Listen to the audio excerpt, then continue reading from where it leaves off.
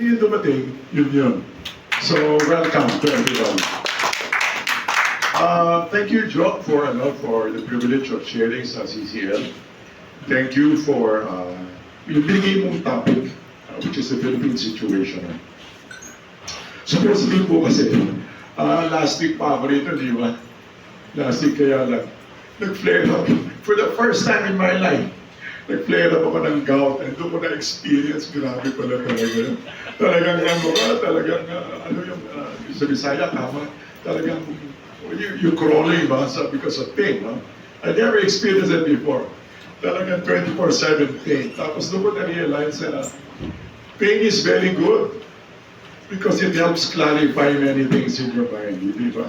Talagang, you only do what's necessary. But anyway, I'd like to begin.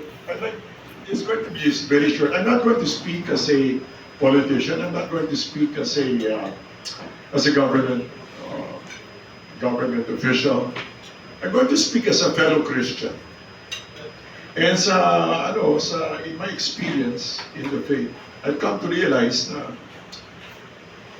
just as long as we are in Christ and you are in Christ, we are brethren. It does not matter to me that it shouldn't matter, no? It shouldn't matter whatever religious sect or group or what. Basta mahalaga, we are in Christ. Tama ba? Amen. Alright. Now, in that case, I'd like to begin by talking about, I'd like to read. Kasi nagtatanong, ano ba yung Philippine situation? What is the situation in the Philippines? I'd like to read something by Bu Chanko from September 9 na bulletin. And maybe nakita niyo ito, maybe you read about it, but let me just share with you. Sabi niya, ang title po ng kanyang ang title ng kanyang column, sabi, it's a failed state. Bagsak na bayan. And hindi bayan, not the nation itself, but estado, failed state. Sabi niya, my colleague, veteran journalist Tony Lopez, tells it like it is. And he says, what a country we have. We cannot manage anything like printing our national ID. We have a VP, a Secretary of Education, who writes a book based on the books of an American author. She inserts herself in the book and asks taxpayers to bankroll her book for distribution to the poorest of kids who cannot read and write. We have ports, airports, customs, and immigration so porous, anyone can walk in and out, counting billions that AMLA cannot monitor. You try to arrest the culprit and she just flies out like a parrot or an owl in Sarah's book. Anyway, meron po siya sinabi. Okay. Sabi naman niya, ni Bu Chanko, I don't think this is a failed state. Di ba naman talaga bagsak? Pag failed state kasi, ibig sabihin, hindi talaga nagpa-function ng Estado. That it's not at all functioning. Sabi niya, he gave a redefinition.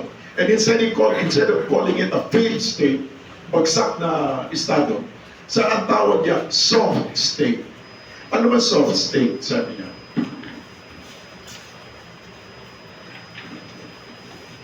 Yung soft state has a lenient attitude to social deviance.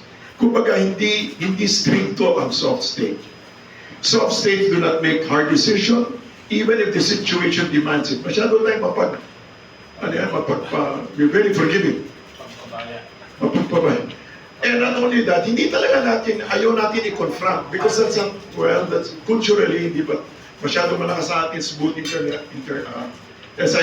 smooth interrelations. This soft state inclination weakens the capacity of state in enforcing the rule of law.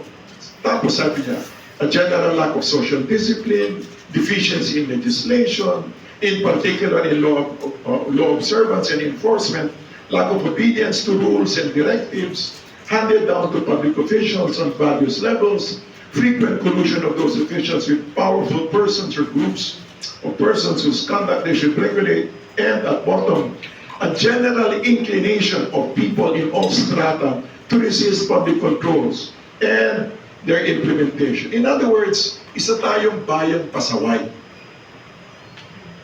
And we have a tendency to look for a scapegoat and blame that person.